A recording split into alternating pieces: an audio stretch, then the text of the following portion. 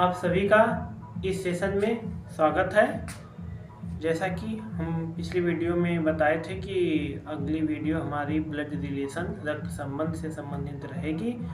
तो बताने से पहले थोड़ा सा इसका कॉन्सेप्ट हम क्लियर करेंगे।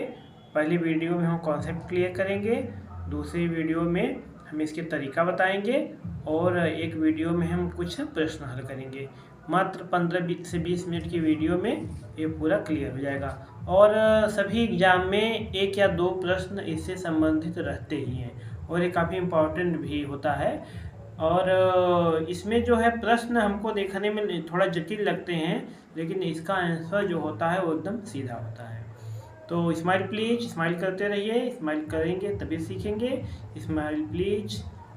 तो एक चीज़ हम आपको बता दें कि एक छोटी सी बात है, कहानी है कि एक आदमी था और वह जो है बताता है कि अपनी पत्नी के बारे में कि हमने सोचा कि पता करें कि रिश्ते में हमारी क्या लगती है। तो घूमते घूमते पता करते चला गया कि वैसे रिश्ता घूमते घूमते घुमाते घुमाते घुमाते घुमाते बताया कि मेरी जो पत्नी है पद में हमारी नानी लगती है। तो ये सब प्रश्न जो होते हैं ब्लड रिलेशन से संबंधित नहीं होते हैं, ये बताया पद में। जो प्रश्न होते हैं वह सीधे रिश्ते में लिए जाते हैं। और आप लोग भी सुने होंगे कि शादी विवाह या कोई शुभ काम होता है घर में तो कितनी पीढ़ियों का नाम लिया जाता है? 3 पीढ़ियों का नाम लिया जाता है।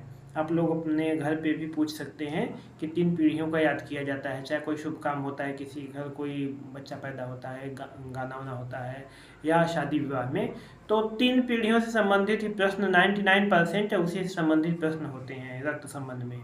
और अब इसमें भी 2 पक्ष होते हैं, एक पिता का पक्ष होता है और एक माता का पक्ष होता है। पिता का पक्ष में जैसे वर्तमान पीढ़ी कोई है, जैसे रमेश है तो रमेश से संबंधित प्रश्न रहेंगे। रमेश का भाई है, चाचा का लड़का है और बहन उसकी है। एक पीढ़ी ये हो जाती है। दूसरी पीढ़ी रमेश के पिता वाली पीढ़ी, रमेश के पिता हैं, चाचा हैं, बुआ हैं, इससे संबंधित होता है। तीसरी पीढ़ी जो होती है वो बाबा दादा से और दादी से संबंधित होती है। और माता के पक्ष से संबंधित होता है कि मामा का लड़का है, मामा की लड़की है। और एक तो एक पीढ़ी में आ जाता है। दूसरी पीढ़ी में मामा है उसकी माँ की बहन यानी मौसी हो गई, मौसी से संबंधित प्रश्न होते हैं। तीसरी पीढ़ी में नाना और नानी, 3 पीढ़ियों से संबंधित ही प्रश्न होता है। तो थोड़ा सा हम इसमें आप लोगों को कॉन्सेप्ट बता दें कि इसका जो प्रश्न होता है वह देखने में हमको ऐसे लगता है, काफ़ी जटिल लगता है, लेकिन जब हम इसको हल करते हैं तो वह एकदम सीधा होता है। प्रश्न और उत्तर एकदम सीधा होता है, बस हमको पकड़ने की जरूरत होती है।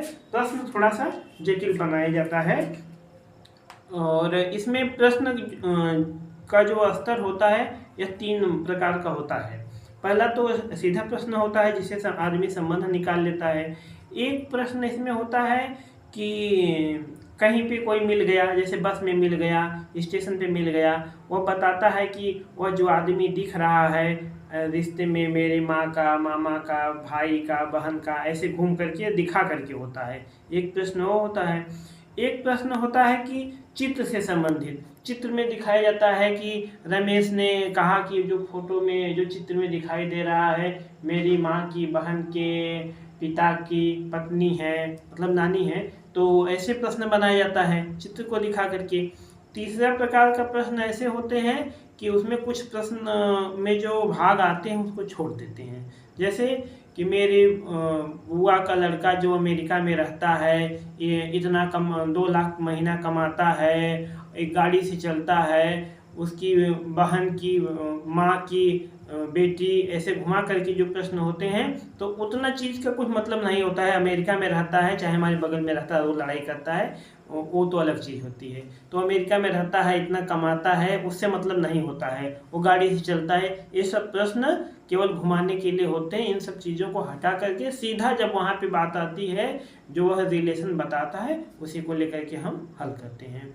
और इसका प्रश्न बहुत ही अच्छा होता है और प्रश्न को हम अपने रिश्ते में रखना चाहते हैं कि जो भी प्रश्न पूछता है कि जैसे रमेश कह रहा है मेरे पिता की बेटी का इकलौता भाई, तो मतलब कि अब जब हम अपने पे रखेंगे कि रमेश को हटा करके अपने को रखें कि मेरे पिता की बेटी का इकलौता भाई वह स्वयं हुआ, रमेश स्वयं हुआ, हम स्वयं हुए, तो ऐसे प्रश्न हम हल करते हैं और अपने से ही रिलेशन निकालते हैं कि अपने को रख करके जो भी उसमें पात्र का नाम लिया जाता है उसको हम हटा देते हैं।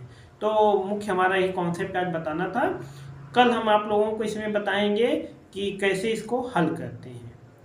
हल करने का तरीका बहुत ही आसान होता है, बस हमारा प्रश्न देखने में थोड़ा कठिन लगता है तो हमको परेशान होने की ज़रूरत नहीं होती है, नहीं कि ज़्यादा हम उसको गहराई से घुस जाए, सोचने लगे। सीधा सीधा हम रिश्ता बनाते हुए प्रश्न हल